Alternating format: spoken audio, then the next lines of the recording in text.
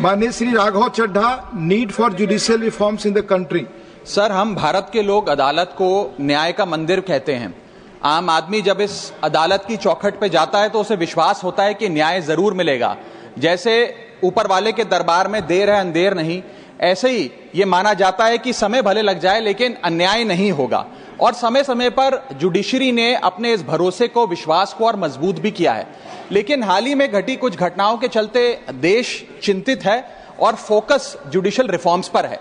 जैसे इस देश में इलेक्टोरल रिफॉर्म्स हुए, पुलिस रिफॉर्म्स हुए, एजुकेशन हेल्थ केयर में रिफॉर्म्स हुए, वैसे ही जुडिशियल रिफॉर्म्स होने की आवश्यकता है। लेकिन ऐसे रिफॉर्म्स जो जुडिशियल इंडिपेंडेंस को मजबूत करें और जुडिशियल करप्शन को समाप्त करें।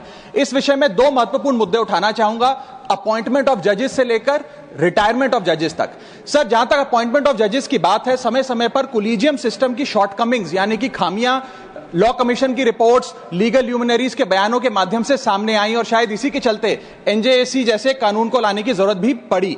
लेकिन अब समय आ गया है कि कोलिजियम स्वयं ही अपने आप को रिफॉर्म करे, अपने आप को रीइन्वेंट करे, ताकि दो चीजें जिसको लेकर लैक ऑफ ट्रांसपेरेंसी और लैक ऑफ पब्लिक स्क्रूटनी, जिन दो विषयों पर कोलिजियम सिस्टम की को क्रिटिसाइज किया जाता है, उसे दूर किया जाए और एक इंडिपेंडेंट ट्रांसपेरेंट प्रोसेस बने जिसमें सीनियरिटी पर, मेरिट पर और इंटेग्रिटी के आधार पर नियुक्ति हो। इस संदर्भ में एक सुझाव लाया हूं सर। आज से पहले एडवोकेट्स को सीनियर एडवोकेट्स डेजिग्नेट करने के लिए एक बड़ा ही ओपेक सिस्टम चला करता था, लेकिन सुप्रीम कोर्ट द्वारा खुद जो गाइडलाइंस लाई गई, आज उसके तहत किसी भी व्यक्ति को अगर सीनियर एडवोकेट बनना है तो उसके लिए एक ट्रांसपेरेंट पॉइंट बेस्ड प्रोसेस है, जिसमें आपसे आवेदन पत्र लिया जाता है। उसके बाद आपकी number of years of practice, pro bono matters कितने किए, कितने रिपोर्टेड जजमेंट है, उसके आधार पे आपको नंबर देकर, पॉइंट देकर आपकी नियुक्ति की जाती है। इसी प्रकार से एक transparent point based, merit based system अगर कोलिजियम सिस्टम लाए तो जजों की नियुक्ति में देश की जनता का और विश्वास बढ़ेगा।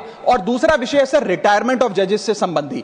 इस देश में एक चलन चलता आया है कि रिटायरमेंट के बाद सरकारें जजेस को एग्जीक्यूटिव या एडमिनिस्ट्रेटिव रोल में नियुक्तियां देती हैं, जिसके चलते conflict of interest, executive interference in judiciary और influence over pre retirement judgments के कई सवालिया निशान खड़े हो जाते हैं। मैं चाहूंगा कि पोस्ट रिटायरमेंट जॉब से संबंधी कुछ रिस्ट्रिक्शंस लाई जाएं। जैसे इस देश में article 148 of the Indian constitution साफ तौर पे कहता है कि सीएजी यानी कि controller auditor general of India की रिटायरमेंट के उपरांत, कार्यकाल की समाप्ति के बाद उन्हें किसी भी सरकारी पद पे कोई राज्य या केंद्र सरकार नियुक्त नहीं कर सकती।